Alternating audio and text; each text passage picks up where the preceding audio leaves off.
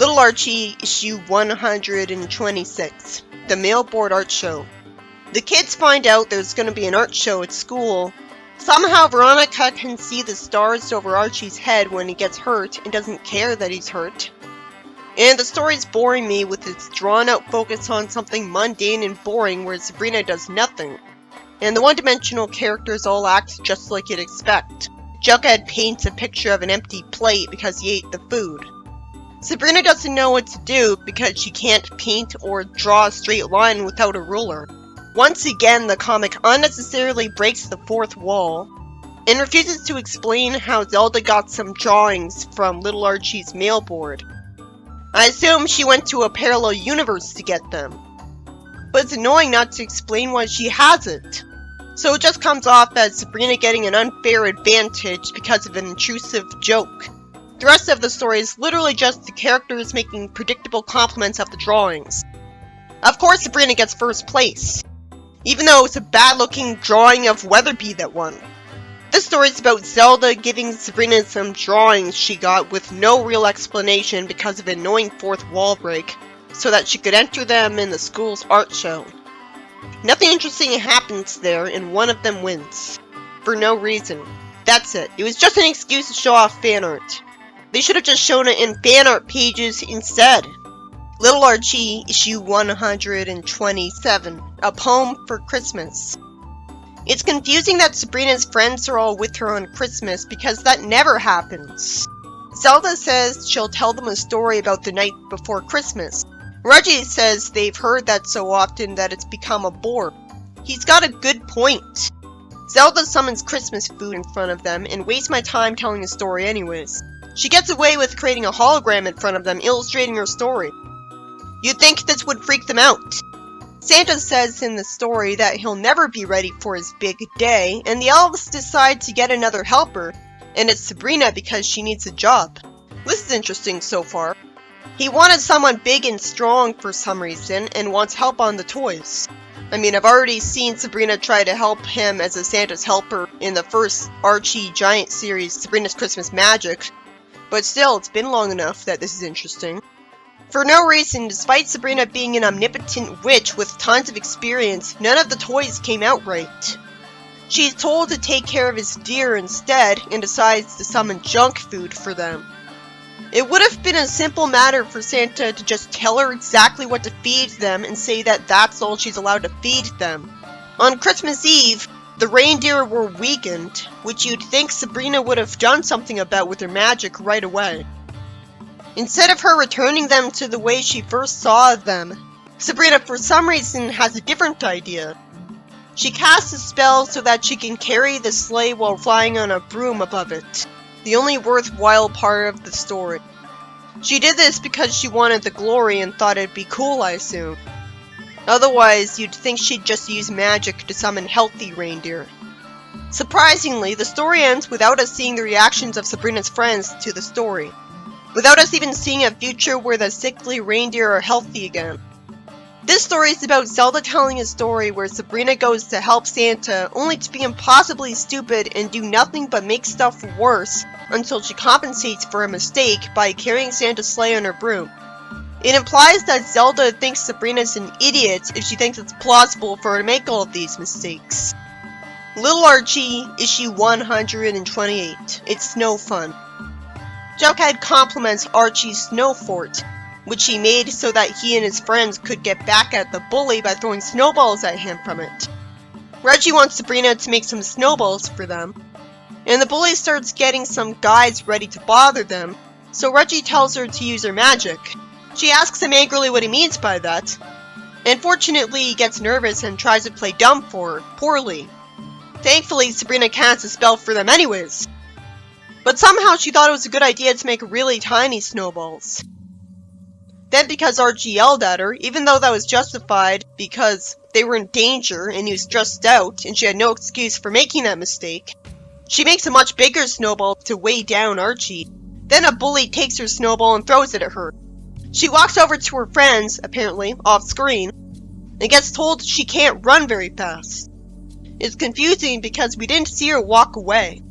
Why did he even comment on how fast she went? I guess if she used magic, to run faster, she would overcompensate and be too obvious, so that's why she never bothers. Jughead says they'll come back out in the summer, even though he'd know they have to go to school. The bullies charge and fall into a hole in the fort and can't get out because the sides are icy. Sabrina finds it funny when her friends run towards her and fall in the hole instead of wanting to stop that from happening, and she's glad that they aren't at Pop-Tates. It's weird to see her be so malicious towards them.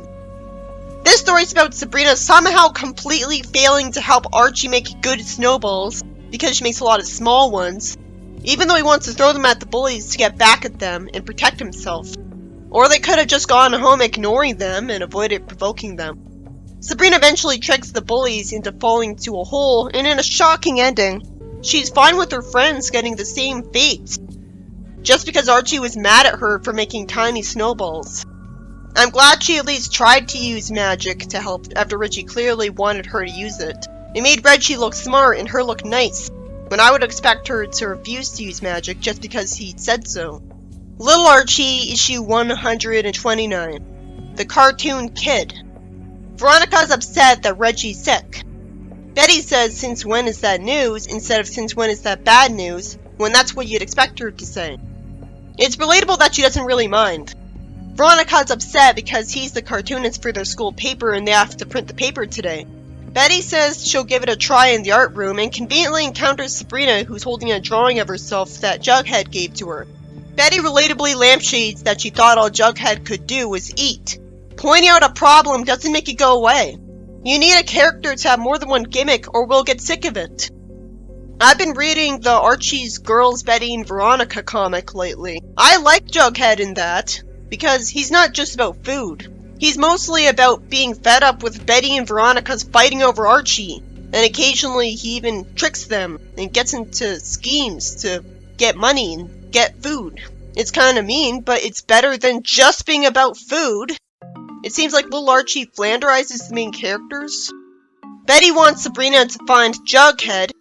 She casts a spell so that she can find out where he is and warps to him when he's at the chocolate shop. Freak him out by warping right behind him because she's in a hurry. Want a malt shop have cameras in it because it's a business?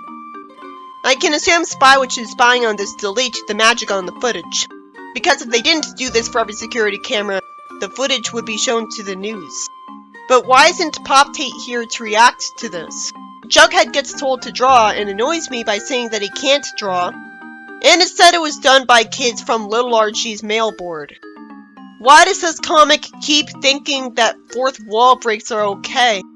It just strikes me as lazy. I'd rather a writer or artist put in actual effort instead of just using fan art. I have to assume that Archie has a fan club in-universe, and that's where Jughead got these drawings. There's no excuse for a mortal character having these. Why would Archie have a fan club in-universe? Why does Sabrina warp Jughead to Veronica? He can't draw. So the story wastes my time with the characters making predictable compliments of the bad fan art of themselves. Veronica mentioned a picture of Reggie dressed like Superman, and for some reason Sabrina stuttered and asked if a bully saw it. This story wasted its potential and was mostly just an excuse to show off fan art in the characters' school newspaper. Why can't the writer just have Jughead be good at drawing? There's nothing wrong with giving a character more than one personality trait. And there's no excuse for Jughead having these drawings because he's just a mortal, and Archie wouldn't have a mailboard in-universe. But somehow nobody questions it. It doesn't take any effort to write a story where the characters react to fan art of themselves. At least it was interesting that Sabrina casually warped to Jughead and warped him to Veronica, even if it's uncharacteristically rude of her. It makes her worrying that people are gonna discover she's a witch more confusing because apparently she's fine with exposing magic when it's plot convenient. And I just have to assume she erases their memories of it. But if she can change people's minds, then I suppose she can change their minds about assuming that she's responsible. Little Archie, issue 130, from the top. Sabrina uses magic to go into a parallel universe based on Goldilocks, where Betty's still there to greet her for no reason. It's pretty lazy to use the story of Goldilocks. Sabrina says that according to the Goldilocks book she's holding, she has to walk in the woods, but cleverly decides to fly on a broom instead.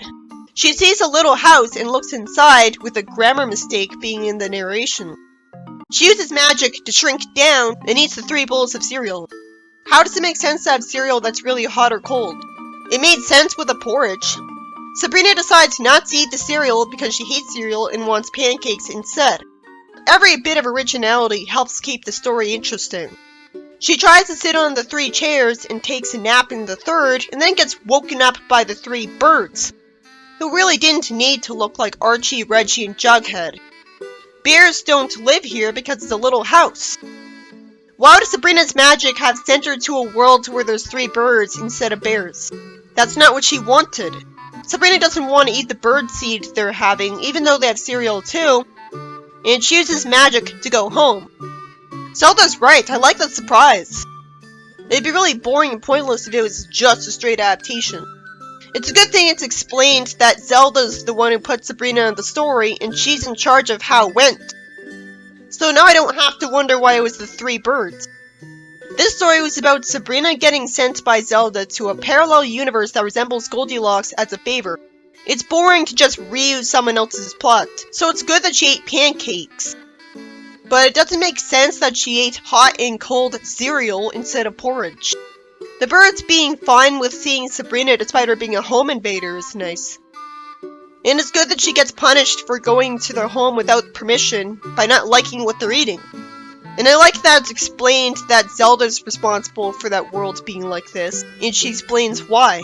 That she wants it to be a surprise for her. Little Archie, issue 131, School for Magic. Hilda complains to Zelda confusingly that Sabrina's too good, and finds out that Sabrina got all A's on her report card. That's not about being too good, it's about being too hardworking and smart. So she wouldn't complain about that. It would make more sense if she said, she's not an evil enough witch because she didn't get any detentions. Zelda's smiling at least, but Hilda isn't happy even though she should know that with better grades she'll be able to get a better job. Zelda's glad she has an A in good behavior. I never heard of good behavior getting a grade.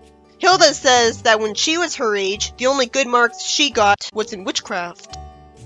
Zelda says that was 100 years ago and times changed.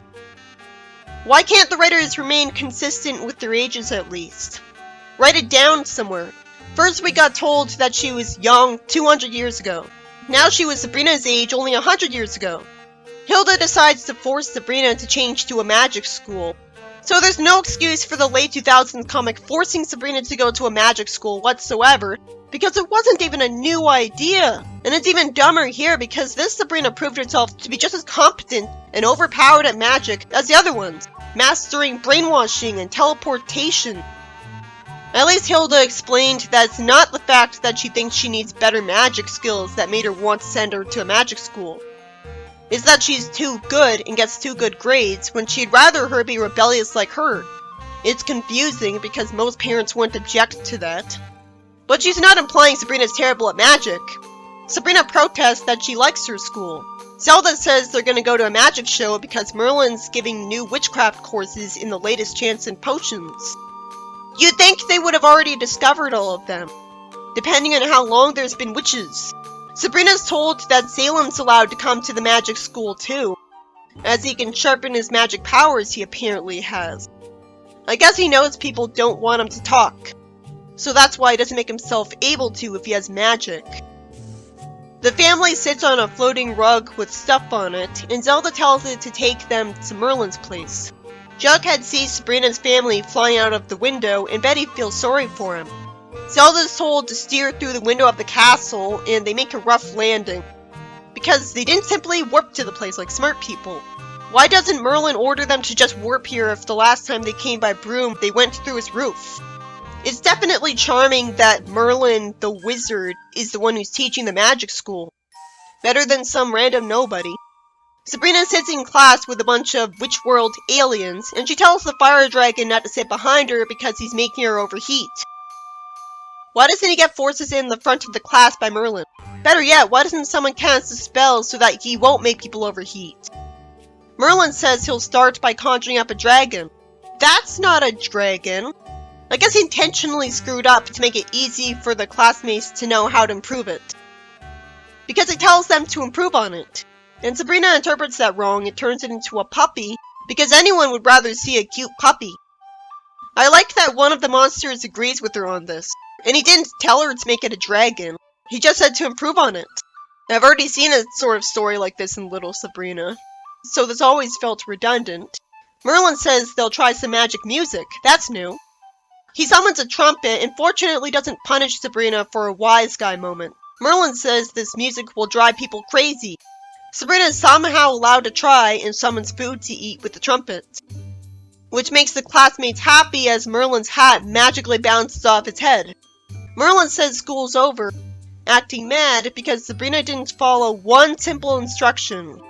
And why would she? She didn't want to go to this school. Hilda's naturally confused that Merlin gave Sabrina an A on her report card when she didn't follow the spirit of his instructions. That was nice of him, but it's confusing of him to be nice when he encourages witches to be pranksters.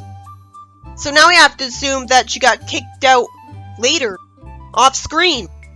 This story is about Hilda sending Sabrina to Merlin's magic school because Sabrina's too good and gets all A's, unlike her. At least it's not because they somehow think she's bad at magic. Instead, I can totally understand the meta-logic reason for why they did this, because witches are known for being evil, and Hilda wants her to be like her. And Zelda said they'd learn the latest spells and potions, so there's an actual reason for her to expect Sabrina not to know them already. And she wants to learn too, so she has something to gain from sending her there. It's also entertaining because Sabrina doesn't just predictably follow the teacher's exact instructions, and instead keeps us entertained with constant twists and jokes. There's no excuse for the later 2000s comic having her go to a magic school when it didn't do anything right by comparison. I bet Sabrina won't be in the magic school in the next story, because then she won't be going to school with Archie anymore. So the magic school won't overstay its welcome either.